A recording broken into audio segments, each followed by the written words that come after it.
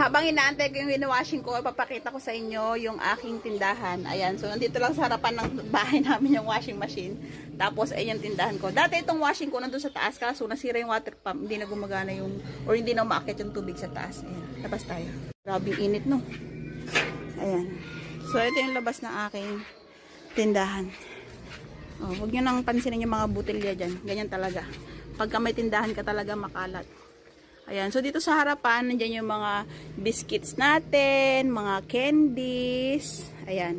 Tapos dito yung ibang mga candies natin na hindi nakasya dito sa istante.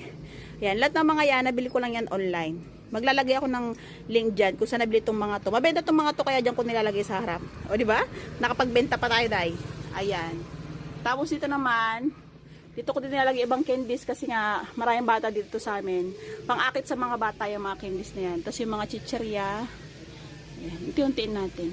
May bakante na naman doon. Parang piato siguro yan. Ayan. Pati itong aking open-close signage, online ko lang din nabili. Ayan, pati ang ating bell. O, tapos marinig nang nasa loob kung may bibili o wala. Tapos ito naman sa kabilang side, may istante din ako. Nakalagay dyan yung mga cup noodles natin, mga noodles, at kung ano-ano pa. Dito naman sa side na to, may karton. Diyan nilalagay yung lighter. Pero ngayon hindi na namin nilalagay kasi kinukuha. Kasi nandun yung CCTV, hindi siya nakikita dyan.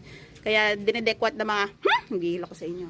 Tapos nandito naman yung mga non-fast moving item natin. Kagaya ng mga bulak, mga school supplies natin na iba. Kasi yung iba yung mga folder gano'n, hindi na siya kasya dyan. Tapos mga alcohol, mga toothbrush, ayan, mga ating blade, mga shoe glue, at kung ano-ano pa. Ayan, pagdating naman dito sa loob, nandun nakalagay yung ating mga sabon, tapos yung mga kape naman, at kung mga ano-ano pa, mga drinks, yan, dyan nakalagay. Yung ating mga sardinas, ayan, dun naman. So, yung itsura ng harapan ng tindahan ko. Tapos, ito yung pinakamagandang spot dito sa tindahan ko. Sa mga followers ko, nakikita nila to. Pero sa kung bago ka, ito yung papakita ko sa'yo. Ayan, so narito sa harapan ko ang Mayon Volcano. O, diba? Ang ganda. Dati pangarap ko talaga to yung magkaroon ng sariling tindahan dito lang sa bahay namin kasi pwede naman yung magrenta lalo na kung wala ka talagang space sa inyong tinda o sa inyong bahay. Pero ako kasi talagang pinasadya namin na bago pinagawa tong bahay ng asawa ko, ayan, talagang pinasadya tong tindahan para meron akong pagkakitaan pag uwi ko dito sa Pilipinas.